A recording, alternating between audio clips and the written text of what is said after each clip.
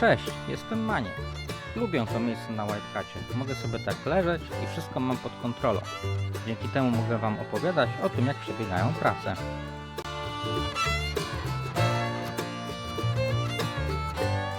W poprzednim odcinku pokazaliśmy, jak robimy demolkę na rufie. Po rozebraniu pokładu mogliśmy w pełni ocenić stan grodzi i pokładników. Niestety nie jest najlepiej. W Achterpicku trzeba wyciąć część grodzi i wstawić nowe wzmocnienie pokładni.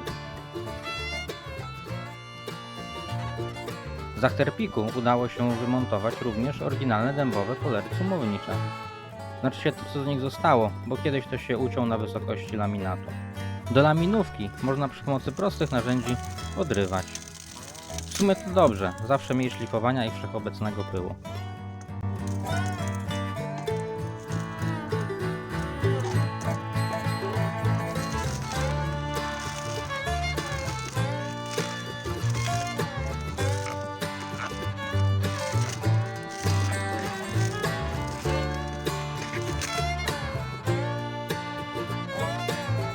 Po wklejeniu sklejki w gruć trzeba ją zgrubnie ukształtować. Najpierw przy pomocy struga, a później szlifierki.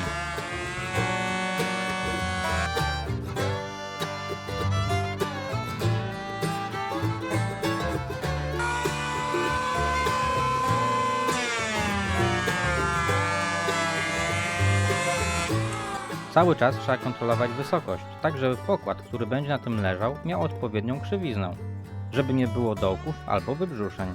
Można to sprawdzić za pomocą listwy.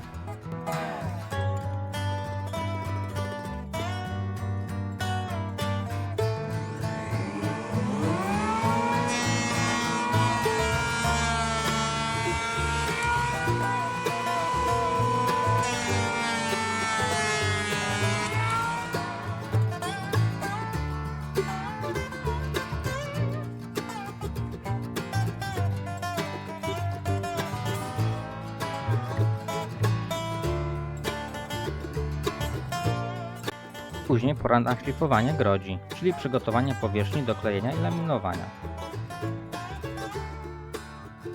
Najpierw przyklejamy wzmocnienie grodzi, pokładnik, który będzie później oblaminowany.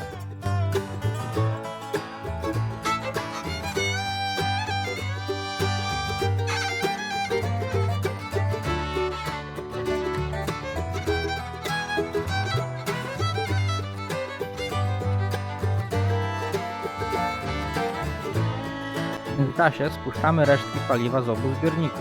Niestety w zbiornikach sporo sypu, więc zlewki filtrujemy przy pomocy papierowych filtrów do kawy. Paliwo w jednym ze zbiorników jest dość stare, ale po oczyszczeniu można je jeszcze użyć. Na stoczni zawitała zima. Pod namiotem praca wre, a na dworze śnieżyca.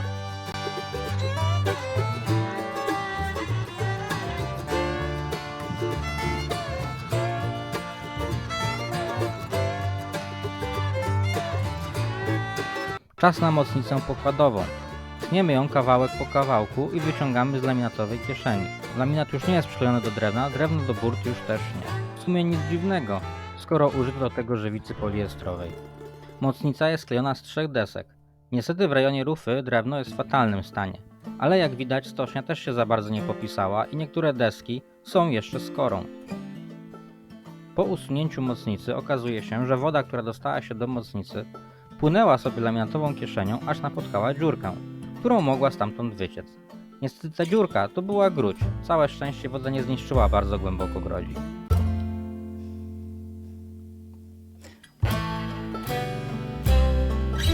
Teraz dla odmiany z kolei wieje, a w dzień znów wieje i sypie śniegiem.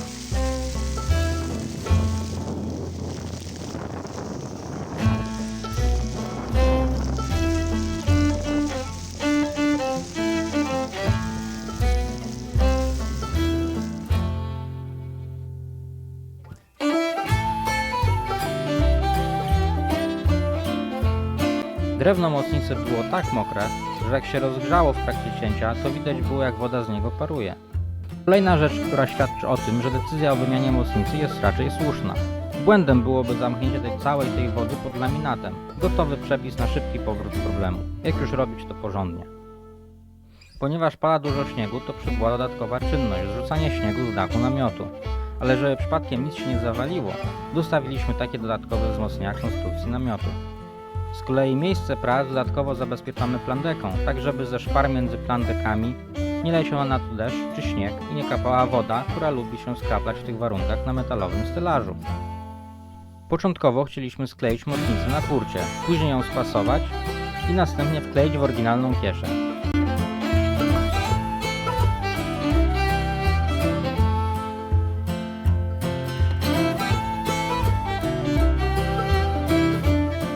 We Władysławowie wielkich mrozów nie ma, ale jednak do klejenia trzeba trochę dogrzewać. Żeby dało radę wstawić nową mocnicę, trzeba stworzyć burty i zeszlifować dołożony laminat. Jest to laminat, który jest dodatkowo dolaminowany do kadłuba i do pokładu.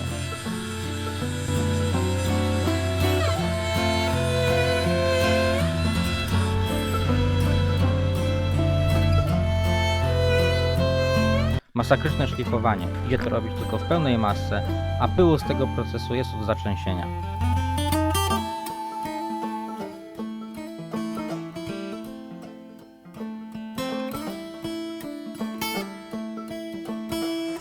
Na koniec jeszcze szlifierką palczastą szlifujemy kieszeń.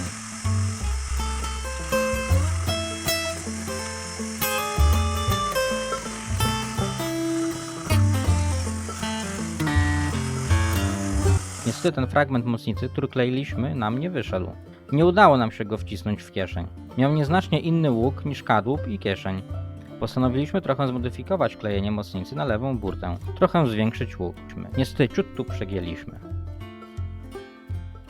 Koniec końców i tak to nie miało większego znaczenia. Uleciało z głowy trochę wiedzy z geometrii. Mocnicę kleiliśmy na zewnętrznej części burty na samej górze, tak żeby można było użyć ścisków. Przygotowaliśmy mały przykład, żeby ten problem zobrazować. Oba łuki mają ten sam środek i różne promienie. Linie wyglądają na równoległe, ale przecież jak mają różne promienie, to są to dwa kompletnie różne łuki. Musimy wymyśleć nową technologię naprawy mocnicy. Ale żeby zakończyć pozytywnie, udało nam się oblaminować gruć. Co prawda jest to dopiero wstępne laminowanie, póki co bardziej dla konserwacji niż wytrzymałości, ale przynajmniej coś przybyło, a nie tylko demolka. I to by było na tyle w tym odcinku. Następny odcinek będzie trochę inny niż wszystkie.